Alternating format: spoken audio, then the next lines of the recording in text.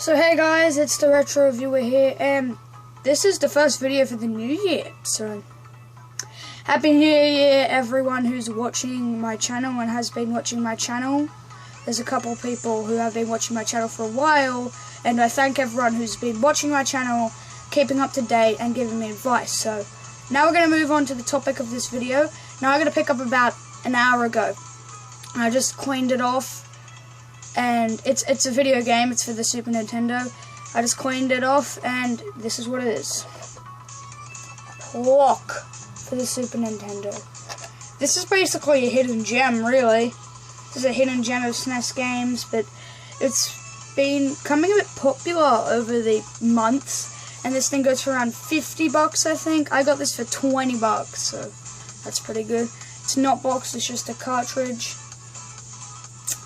And one thing that I like to talk about Plok is, I'll just set it to the side, how Plok actually came to be. Now, what happened was, back in the day, in the SNES days where platformers were big, two people got an idea for this thing called Bubsy.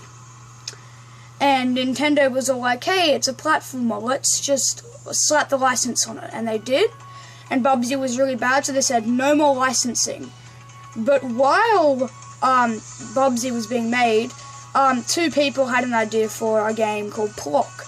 And Nintendo said, nope, it's going to be just like Bubsy, you're not going to get our license. But then, they came back. And this game's really good. I mean, this is recommended by a lot of people, and it was recommended to me by a couple of people. And the front of the cartridge is in pretty good condition, but the back isn't the best, so nonetheless, it still works, but it does look like a little bit of a kiddie sort of platformer thing, but this game is tough. I mean, there's no saving, there's no save sort of battery inside of it.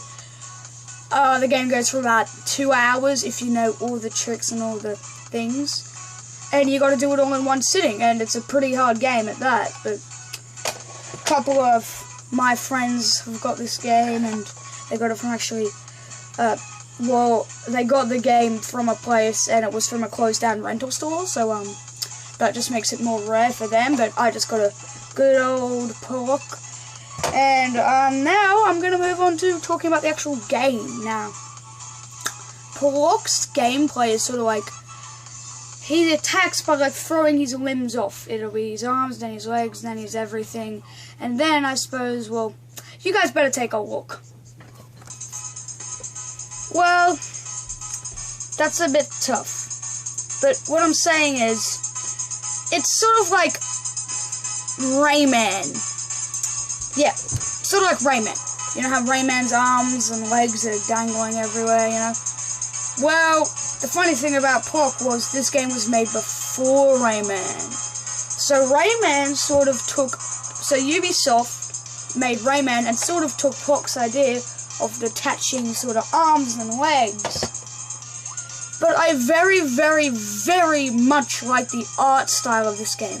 I absolutely love all the nice drawn things, and it doesn't seem drawn, but at the same time it's sort of like it was made on pencil and sort of like thrown into a Super Nintendo cartridge, so it's sort of 8-bitty. But now we're going to move on to the actual challenge of this game. And that is a challenge. The challenge. This game is hard. I don't know many people who have actually made it about 3/4 of the way without throwing their controller against the wall with rage. This game gets tough. You hardly get any continues. I mean, you gotta beat 4 levels to get 1 continue. Start with just 4 lives, and you earn lives when I believe your super meter goes up. And you get the super meter by collecting little seashells, which are basically coins. But the main challenge here comes from the bosses. Especially like those 2 brothers with the big mouths for heads. I'm not sure whose idea was that, but they are tough. There's a spider one, it's tough. But it sort of reminds me of Mr. Nuts, if you know what that game is. It's sort of like a spin-off game, but definitely a tough game. I mean, you see that guy with the mouth up in the back? Yeah, that's who I'm talking about. It's a hard game, and I definitely do like the challenge, a bit of a break from all the Mario games that you can complete in one sitting pretty easy, but it does get pretty annoying. So now, we're going to wrap things up with a final review and a secret. Well, people say this game's bad. They'd prefer things like Donkey Kong Country over it, but personally, this game's held a pretty special spot with me for a while, since a while ago, back when I was just on YouTube looking up Mario, this popped up in my recommended section, and I got, like, totally... I loved it. And so, for the plot, the start plot's about Plok trying to find a flag that the two brothers take. So, for the main starting plot, I'm going to give a 9 out of 10. Creative. It's sort of like, just imagine Mario, when he jumps onto the flag, his flag's not there, so... The gameplay, I'm gonna give 10 out of 10. Very smooth gameplay, especially love the big, like, wee jump, like the higher jump, by pressing A. The difficulty. Now, at the start, it teaches you the right difficulty, but then, in about the third world, it shoots up without you even knowing. So, the way the difficulty worked, I'm gonna give a 7 out of 10. For the art style, like the sprites and the characters, I'm going to give it 10 out of 10.